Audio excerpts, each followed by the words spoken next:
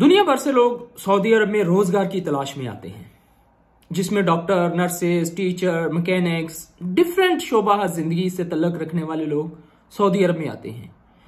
कुछ लोग जॉब हासिल कर लेते हैं, कुछ को जॉब नहीं मिलती। जॉब ना मिलने की वजह एक ये भी है कि लोगों के अंदर अवेयरनेस नहीं होती। बहुत सारे लोगों को पता नहीं होता कि उन्होंने वीजा कौन सा चूज करना है। बहुत सारे लोगों को पता नहीं होता कि उनके लिए फेवरेट सीजन कौन सा है, किस सीजन में, कौन से मंथ में उनको सऊदी अरब में आना चाहिए। कुछ लोगों को यही नहीं पता होता कि उनकी जॉब का मोस्ट डिमांडिंग सिटी कौन सा है। अस्सलाम वालेकुम, अख्तर अली मेरा नाम है। अरसा 10 साल से सऊदी अरब की मिनिस्ट्री ऑफ एजुकेशन में अपनी खिदमत सर अंजाम दे रहा हूं।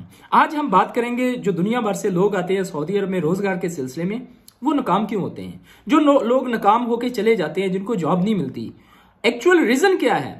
जब वो इधर आते हैं, visa, different kind of visa लेके आते हैं, जिनका उनको पता ही नहीं होता कि उन्होंने वीजा कौन सा लेना है। जब वो अपने कुछ टाइम और पैसे सऊदी अरब में वेस्ट करके वापस चले जाते हैं, तो जो उनके सर्कल में लोग होते हैं उनको भी जाके मायूस करते हैं कि सऊदी अरब में तो जॉब नहीं है। एक्चुअल ऐसा नहीं है।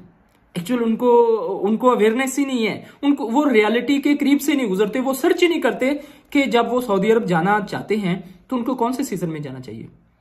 अगर वो जॉब ढूंढना चाहते हैं तो कौन सा वीजा उनको लेना चाहिए, और अगर वो वीजा प्रॉपर ले लेते हैं तो कौन सा सिटी उनको चूज करना चाहिए। लोग रिसर्च नहीं करते, वर्क नहीं करते, सिर्फ वीजा खरीदा और आगे, और इधर से जॉब नहीं मिलती। कोई 2 महीने बाद, कोई 4 महीने बाद, कोई 6 महीने बाद पैसों का भी लॉस होता है, हौसला भी पस्त होता है, और जो जब वापस जाते हैं तो जो उनके सर्कल में लोग होते हैं उनके अंदर भी मायूसी फैला देते हैं। मैं 10 साल से सऊदी अरब के अंदर हूँ, एजुकेशन डिपार्टमेंट में काम कर रहा हूँ, और मैंने बहुत सारे निशेबो फराज देखे लोगों को कि किस तरह लोग आते हैं और किस तरह वापस जाते हैं। कौन से वीजे पे आते हैं तो आपको नौकरी मिलने के चांसेस होते हैं, और कौन से वीजे पे आएंगे तो नौकरी नहीं मिलेगी। अब बहुत सारी खवातीन और मर्द हजरात विजिट वीजे पे आते हैं।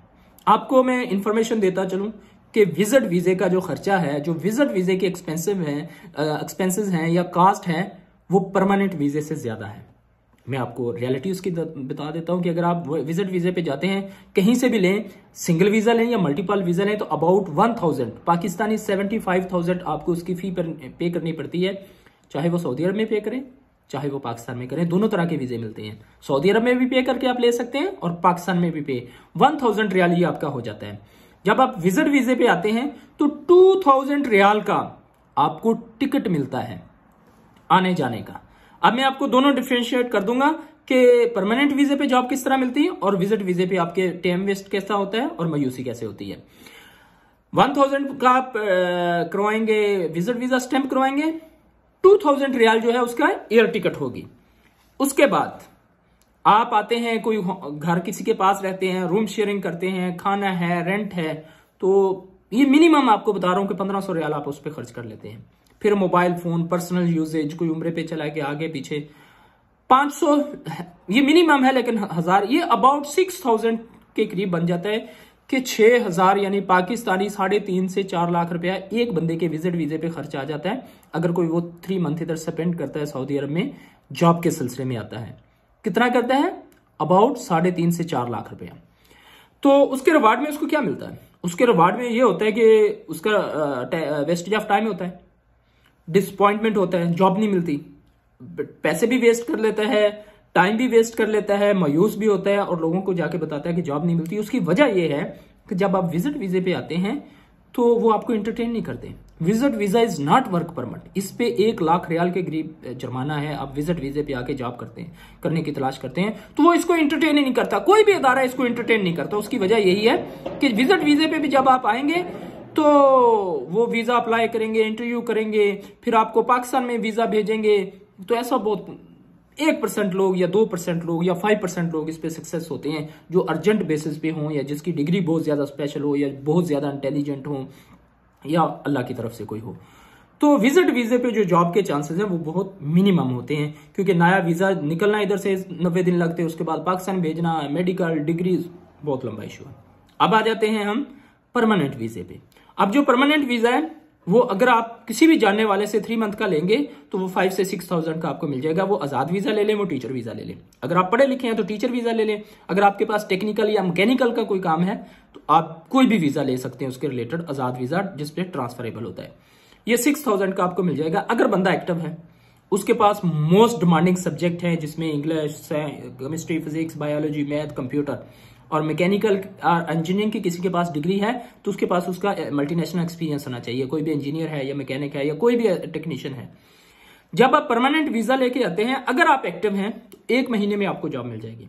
1 मंथ, विद इन 1 मंथ। मेरे 3-4 दोस्त आए हैं इधर जो आजाद वीजा लेके आए हैं, जिन्होंने 5 से 6 हजार का वीजा खरीदा। ये नहीं कि हमसे खरीदा, डिफरेंट लोगों से उन्होंने खरीदा अपने सोर्सेज से, और वो रियाद में गए। अगर टीचर जॉब के लिए तो आप रियाद, दमाम में विजिट करते हैं, आपको 100% जॉब की अपॉर्चुनिटी है अगर आपकी स्पोकन अच्छी है।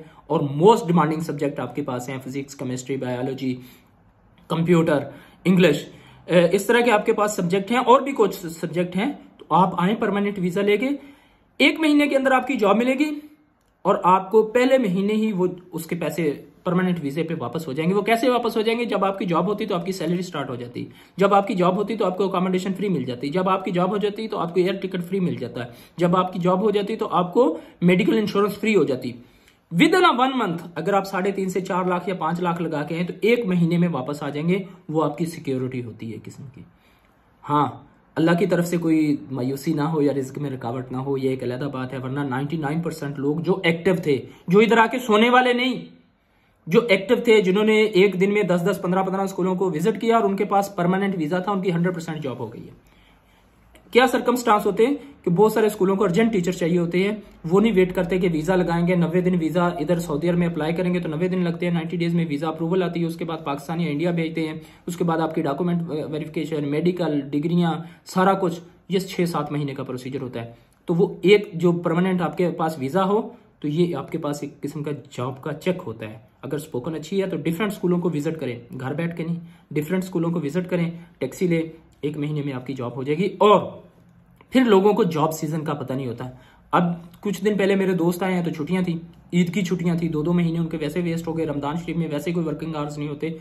तो ऐसे जो सूटेबल सीजन चूज करें जिसमें टीचिंग जॉब की डिमांड होती है। मैं टीचर हूं तो मैं टीचिंग जॉब के बारे में बता देता हूं कि अगर आप आना चाहते हैं तो अगस्त, सितंबर, अक्टूबर, नवंबर, दिसंबर इज मोस्ट फेवरेट जो सीजन है। छुट्टियों में भी आए तो छुट्टियों में बहुत थोड़े से लोग स्कूल जो हैं वो चूज करते हैं। लेकिन अभी अगर कोई आना चाहता है, अगर किसी के पास परमानेंट वीजा है, अगर परमानेंट वीजा है तो वन ऑफ द बेस्ट जो सीजन है वो अगस्त, सितंबर, अक्टूबर, नवंबर, दिसंबर है। उसमें आए और वो आपको रख लेंगे। जनवरी, फरवरी में भी कुछ लोगों को टीचर्स की जरूरत होती है, कुछ स्कूलों को, सॉरी, वो भी रख लेते। लेकिन मोस्ट फेवरेट ये है कि यहाँ पे सेशन का स्टार्ट हो रहा होता है, कुछ टीचर नहीं आते बीमारी की वजह से, कुछ टीचर नहीं आते कि उनकी नई जॉब हो जाती है, कुछ टीचरों की शादी हो गई, कोई फीमेल टीचर है तो उनकी प्रेगनेंसी आ गई, वो छुट्टी पे चले गई, किसी की शादी हो गई, कोई बीमार हो गई, डिफरेंट सर्कमस्टांस में वो चले जाते हैं। तो फिर उनको अर्जेंट टीचर चाहिए होते हैं। अगर आपके पास परमानेंट वीजा होता है तो Pakistani and Indian teachers are most demanding. आप आएँ, अप्लाई करें और हमारे लिए दुआ करें। अगर आपके दिल में कोई भी क्वेश्चन है तो आप हमें ज़रूर पूछिएगा। हमारे चैनल को सब्सक्राइब कर लीजिएगा क्योंकि आने वाली कोई वीडियो आपसे मिस ना हो।